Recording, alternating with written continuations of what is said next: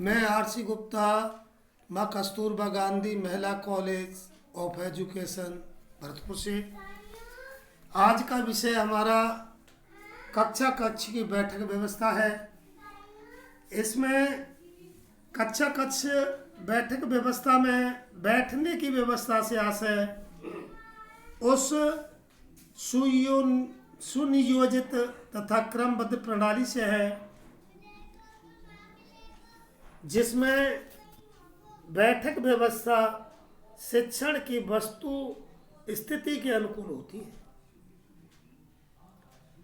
जिसमें शिक्षार्थी सामान्य स्थिति में रहते हैं एवं उनका शिक्षण अधिगम का संपादन उचित ढंग से होता है। इस प्रकार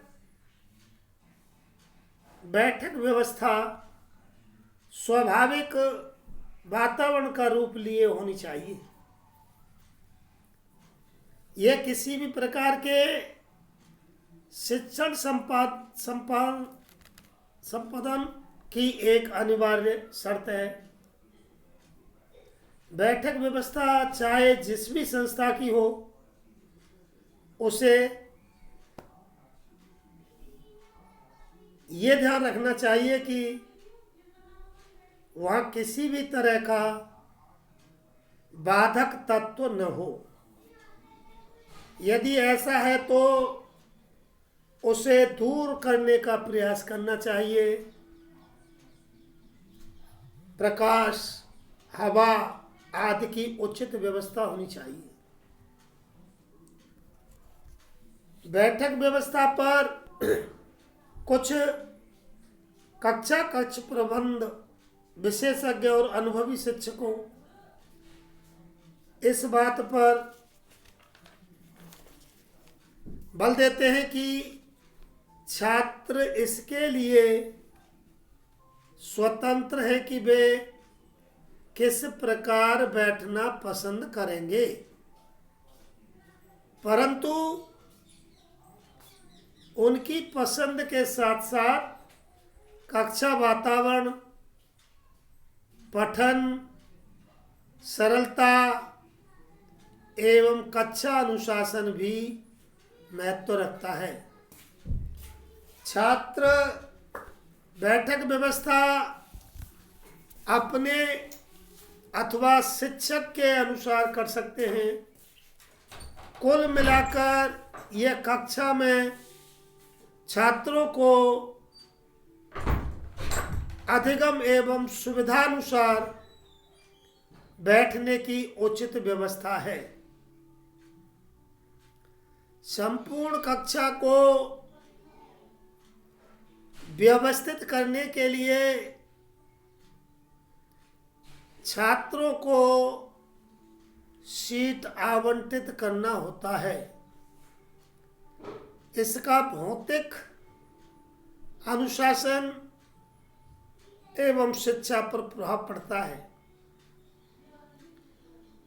ग्रेग हैरिसन के अनुसार छात्रों के डेस्क की व्यवस्था एक महत्वपूर्ण विकल्प है।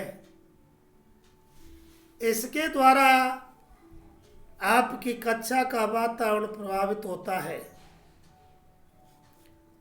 फ्रेंड जोन्स के अनुसार कक्षा कक्ष की व्यवस्था शिक्षण को व्यक्त करता है। यह रो एवं कॉलम में हो सकता है। यह अपने कार्यों की सरलता एवं शिक्षण को प्रभावी बनाने के लिए किया जाता है। इसके माध्यम से छात्र एवं शिक्षक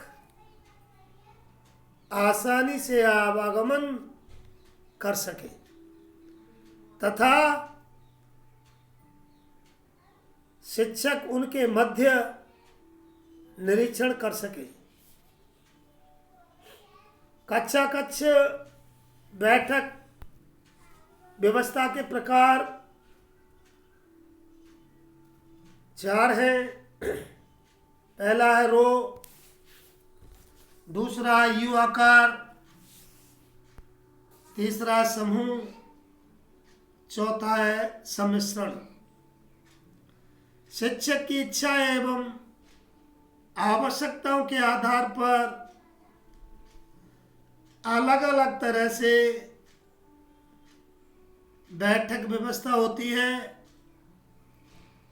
सीटों को एक से अधिक प्रकार से कक्षा में व्यवस्थित किया जा सकता है। अलग अलग शिक्षण क्रियाएं बैठने की व्यवस्था पर प्रभाव डालती हैं। अधिकतर शिक्षक अलग अलग व्यवस्था अपनाते हैं।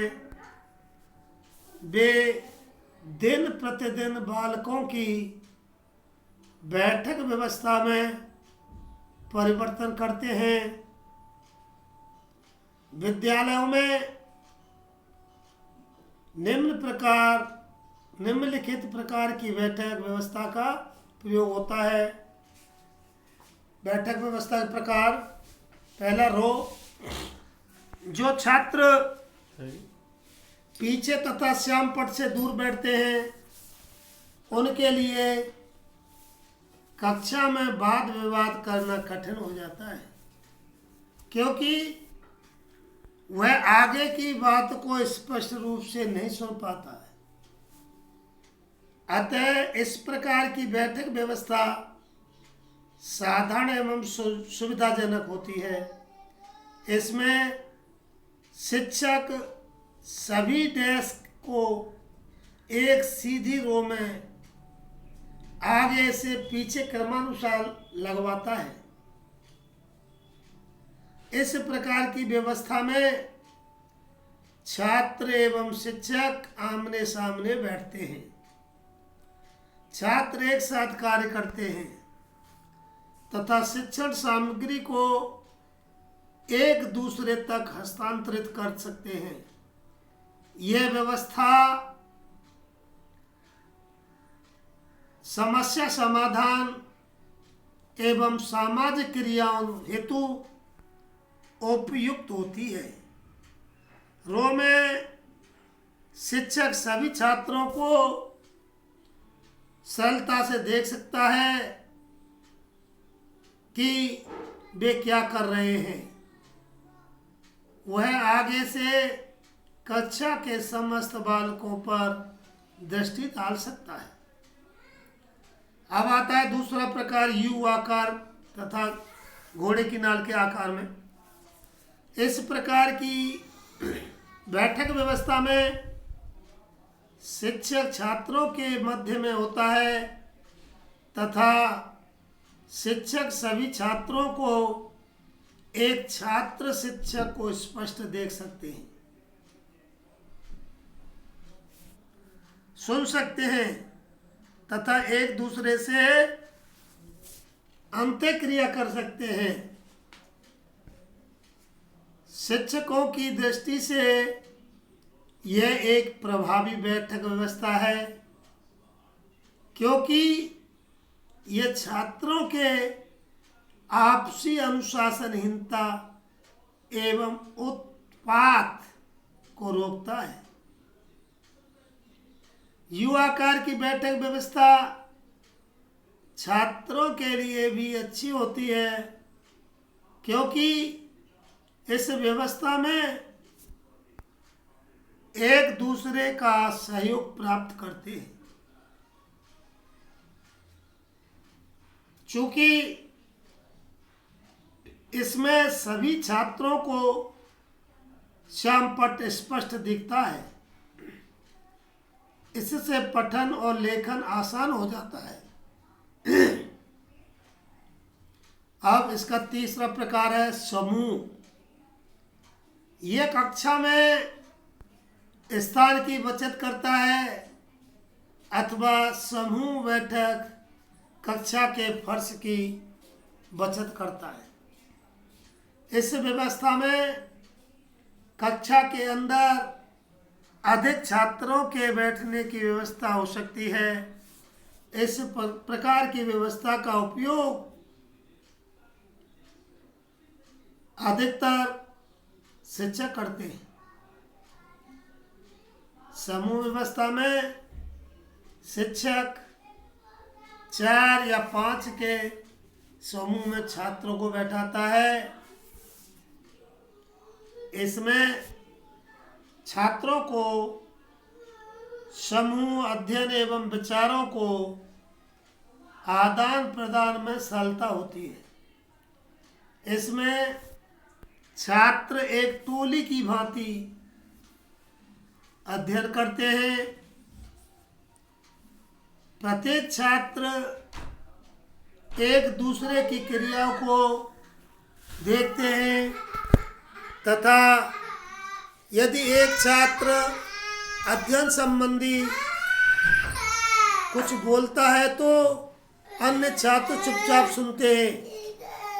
सम्मिश्रण, अब इसका प्रकार है चौथा, सम्मिश्रण। इस प्रकार की व्यवस्था में डेस्क विभिन्न प्रकार से व्यवस्थित होती है। यह सभी छात्रों की आवश्यकताओं के अनुसार होती है, अतः इसमें लोचशीलता विद्यमान होती है। कक्षा में बैठक व्यवस्था का महत्वपूर्ण स्थान होता है और यह शिक्षक के नियोजन का एक भाग होता है।